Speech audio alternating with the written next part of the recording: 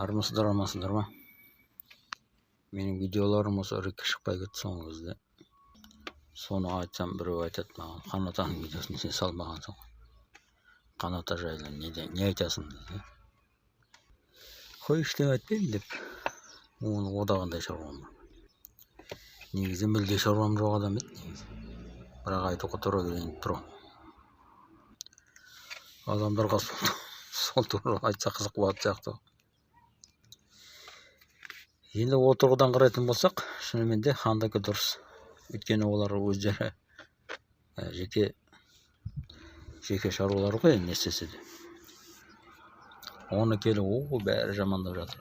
Енді бұл әңгіме бұл жерде оның шығып кетуінде, халыққа таралып кетуінде. Соны таратқан адам кінәлі ғой бұл жерде.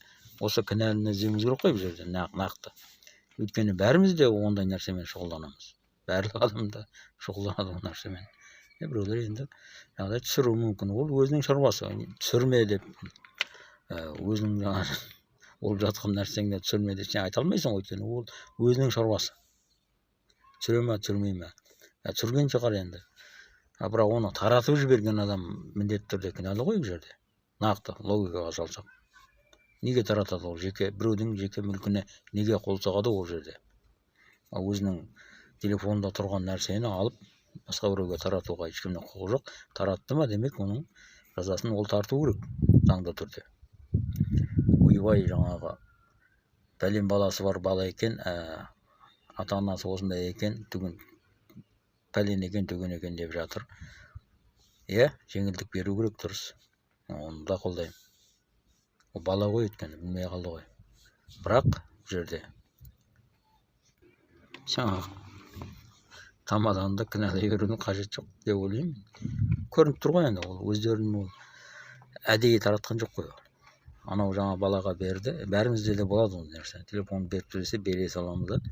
Сол сияқты. Менің де мысалы телефонымда код жоқ.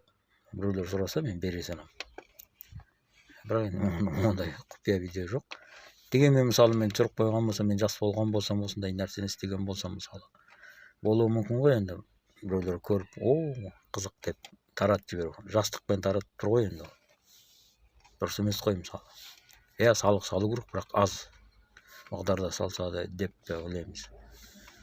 Білмеймін енді, мен бәрін де аяймын негізі.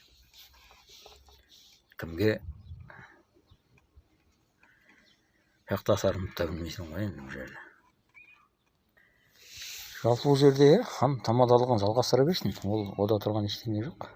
Ол өзінің әйелі ғой, не істесе де. Оған бойкот жариялаудың ешқандай қажеті жоқ деп ойлаймын. Тойларына да шақыра беріңіздер, бара берсін, келе берсін. Адам ғой ол да. Ондай нәрсемен айналыспай жатыр деп ойлаймын. Бәрі де айналысады, бәріміз де айналысамыз. Сіз де айналысасыз мысалы. Ол жерде таңғалатын ештеңесі жоқ. Просто тек біреуге көрініп қалғаны болмаса. Көрініп қалды. Көрсеткен адам кінәлі бұл жерде. Оны өздерін түсірді. Көргісі келген шығар сыртынан өздерін. Бала ғой енді, жас қой енді. Қанша дегенмен. Жастықпен барлық нәрсе болады жалпы.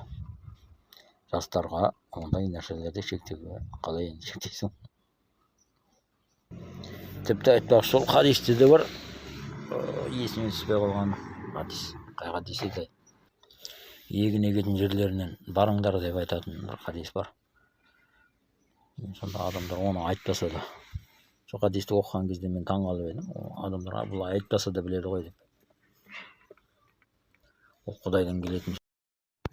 Бұл жерде енді главный сол хадиске байланысты қай жерден істеу керектігін көрсетіп берді ғой. Жаңа хадисте айтады ғой, сол егін егетін жерлерінен істеңдер, басқа жерінен бармаңдар деп айтады.